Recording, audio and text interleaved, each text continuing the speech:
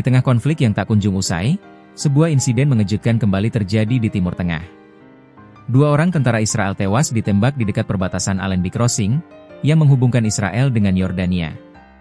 Yang membuat insiden ini sangat menggemparkan adalah identitas pelaku, seorang sopir truk bantuan kemanusiaan asal Yordania.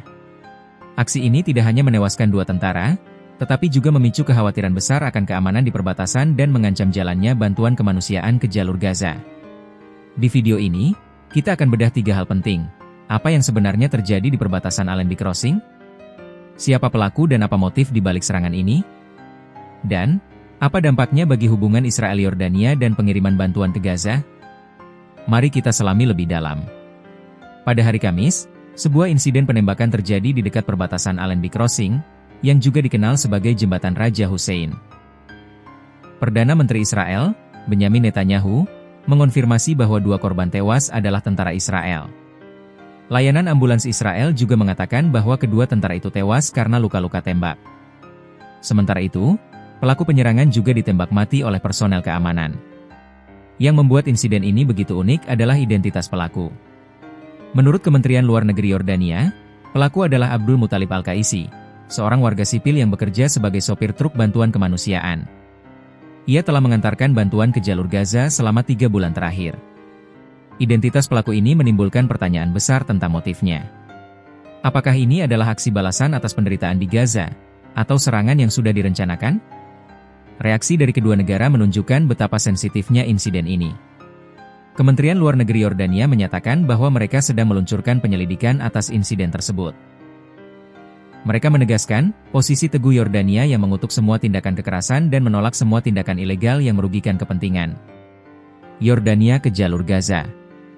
Pernyataan ini menunjukkan Yordania berada di posisi yang sulit. Di satu sisi, mereka harus mengutuk kekerasan.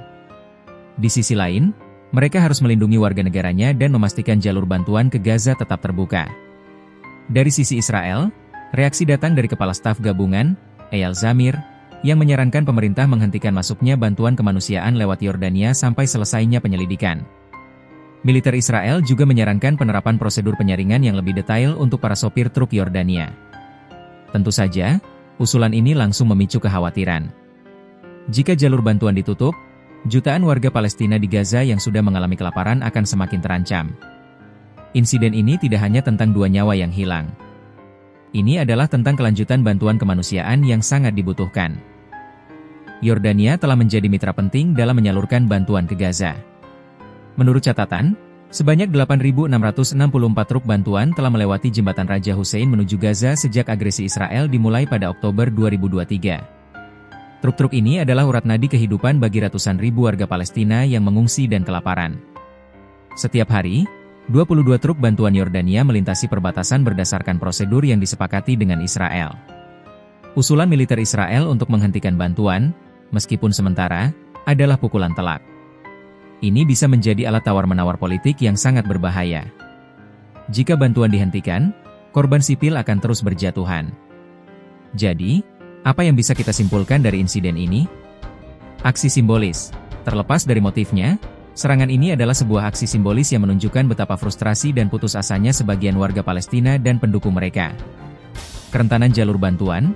Insiden ini mengungkap betapa rentannya jalur bantuan kemanusiaan. Satu insiden saja bisa mengancam kelangsungan hidup jutaan orang. Ketegangan Israel-Yordania, hubungan Israel-Yordania, yang sudah tegang, kini menghadapi ujian berat. Yordania harus mengelola kekhawatiran domestik dan pada saat yang sama menjaga hubungan diplomatik dengan Israel. Aksi ini adalah pengingat bahwa konflik di Timur Tengah tidak hanya terjadi di medan perang. Ini juga terjadi di perbatasan, dan bahkan di antara mereka yang seharusnya membawa harapan. Bagaimana pendapat kalian? Apakah penembakan ini adalah aksi balasan yang bisa dibenarkan, atau sebuah tindakan yang akan membahayakan bantuan kemanusiaan? Bagikan pandangan kalian di kolom komentar di bawah. Dan jangan lupa, like video ini jika kalian merasa informasinya bermanfaat, subscribe ke channel kami, dan aktifkan lonceng notifikasi agar tidak ketinggalan video terbaru. Sampai jumpa!